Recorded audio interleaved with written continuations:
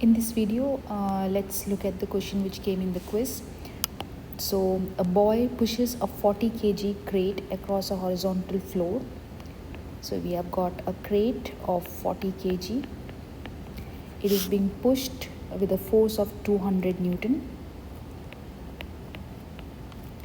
The coefficient of kinetic friction between the crate and the floor is 0.30. That means there is friction on the crate, and we know that if you are pushing the crate to the right, the friction will be to the left.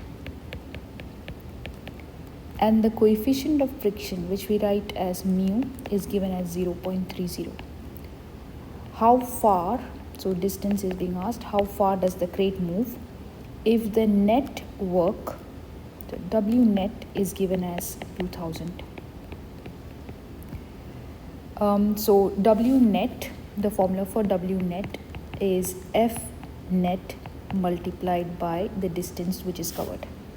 So we want to find, the question is asking us to find this D, but it also did not give us what is F net. We can see from the diagram that there are two forces acting on the object. One is the applied force, which is 200, and one is the friction. But we don't know what's friction, so we will calculate friction using the formula for friction, which is mu Fn. And Fn, because it's on a horizontal surface, we know that Fn will be mg. So that means I can write friction will be equal to mu mg. We'll substitute the numbers for mu, which is 0.3. The mass is given to us as 40 kg. So we'll write that as 40 multiplied by 9.8. We can calculate this number. So 0.3 multiplied by 40 multiplied by 9.8 gives us 117.6 Newton. So that means this friction number is 117.6 Newton. Now if I look at the diagram, I know that there are two forces acting on it, and I can calculate what will be F net. So I'll calculate F net. F net is equal to the applied force, which is 200 minus 117.6. Why minus? Because these two forces are acting opposite to each other. So this number will come out as 82.4 Newton. Now we have got F net, we know what is W net, so we can calculate what is D. So we are going to substitute this into the equation. Here W net is 2000 equal F net is 82.4 multiplied by D. So let's just calculate that. 2000 divided by 82.4, that gives us 24. D is 24.27 meters, or we can write 24.3 meters. That's how we do question number 11.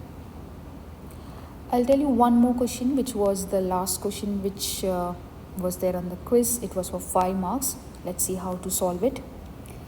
2 kg block is starting from rest. So Vi is equal to 0.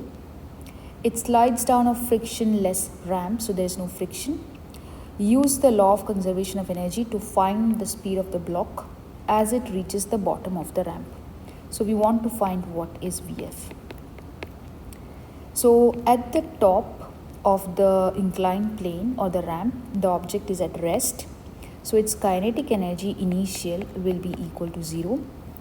Okay, but it is at some height. So GPEI, actually I can calculate it, which will be mghi.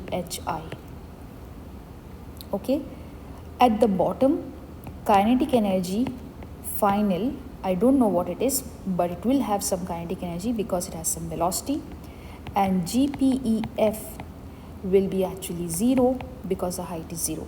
So I'm going to write here hi, the initial height is 10 and the final height is 0. Now using conservation of energy,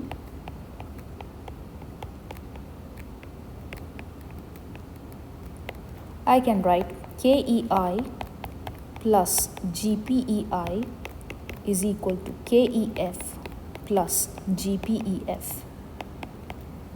Now KEI is going to be 0 because initial velocity is 0, and GPEF is going to be 0 because the final height is 0. So I'm left with GPEI equal KEF. Going to substitute the formulas for GPE. You know GPE is mgh and KE is half mv square.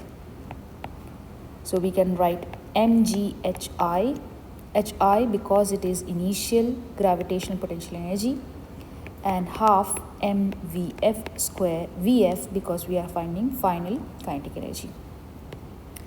Now the m actually I can cancel from both the sides, it's appearing in both the sides, so I can cancel it. So GHI is equal to half VF square. G is 9.8, HI is 10, equal half times VF we are trying to find. Now you can use your calculator to find this value. I'm just going to find this. This answer comes out as VF comes out as 14 meter per second.